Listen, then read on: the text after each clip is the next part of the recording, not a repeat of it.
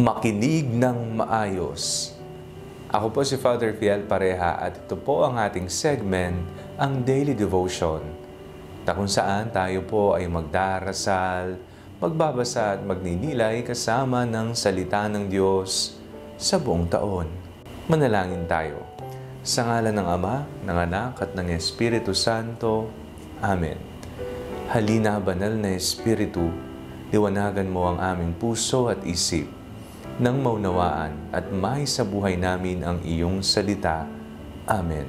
Our Bible passage for today is from the Gospel of St. Mark chapter 12, verses 28 to 34, and I read it for you. One of the scribes came near and heard them disputing with one another, and seeing that he answered them well, he asked him, "Which commandment is the first of all?"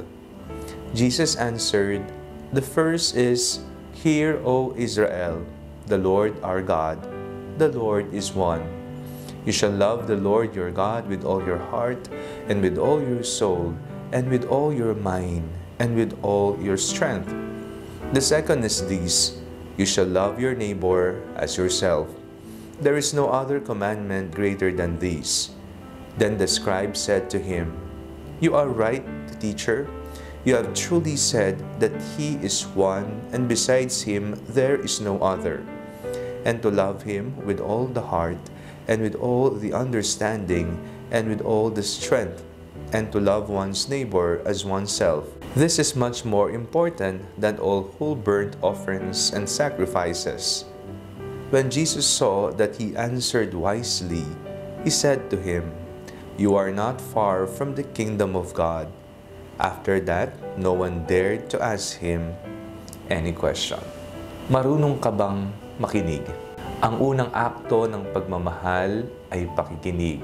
Hindi mo magagawang mahalin ang isang tao kung hindi mo ito pinakikinggan. Ang pakikinig ay isa sa pinakamahalagang akto na kinakailangan nating gawin palagi. Bata pa lamang po tayo ay tinuro na makinig sa mga payo ng magulang, makinig sa mga punto, makinig sa mga panuto upang magawa natin ng tama ang isang bagay. Kung hindi tayo makikinig, kung mananatiling sarado ang ating mga tenga, walang mangyayari sa atin. Baka tayo ay mabigo, baka tayo ay malito, o baka tayo ay matalo. Ang ating pananampalataya bilang isang regalo ng Panginoon sa atin ay nagsimula sa pakikinig. Ito po ang wika ng ating ebanghelyong binasa ngayong araw na ito. Hear, O Israel! Makinig kayo, O Israel! Ang pakikinig ay ginamit na medium ng Diyos para ibigay ang kanyang utos, ang utos ng pagmamahal sa ating lahat. Pagmamahal sa Diyos ng buong puso, buong kaluluwa, buong lakas, at pagmamahal sa ating kapwa. Magawa nawa nating makinig araw-araw ng tama. Huwag nating isara ang ating mga tenga, lalong-lalo na sa pakikinig sa tinig ng Diyos sa tuwing tayo ay nagdarasal. Mapapakinggan din po natin ang tinig ng Diyos sa karanasan natin sa araw-araw. Mapapakinggan din natin ang tinig ng Diyos sa mga nangyayari sa ating kapaligiran. Mapakikinggan din natin ang tinig ng Diyos sa mga may hirap, sa mga may kinakailangan sa buhay. Kaya wag po tayong magbingi-bingihan. Bagkus, tayo po ay nanyayahang makinig ng maayos. Laging tandaan, ang taong nakikinig ay taong nagmamahal. Manalangin tayo. Panginoong Jesucristo, buksan mo ang aming mga tainga upang mapakinggan namin ang iyong tinig. Buksan mo ang aming mga puso upang mahalin namin ang aming kapwa ng buong buo.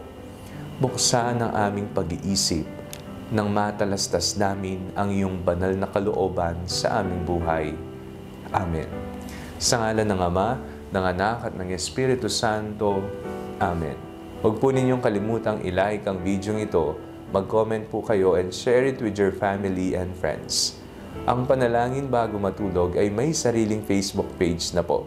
Huwag niyo pong kakalimutang mag-like at mag-follow dito, and do not forget to subscribe to our YouTube channel.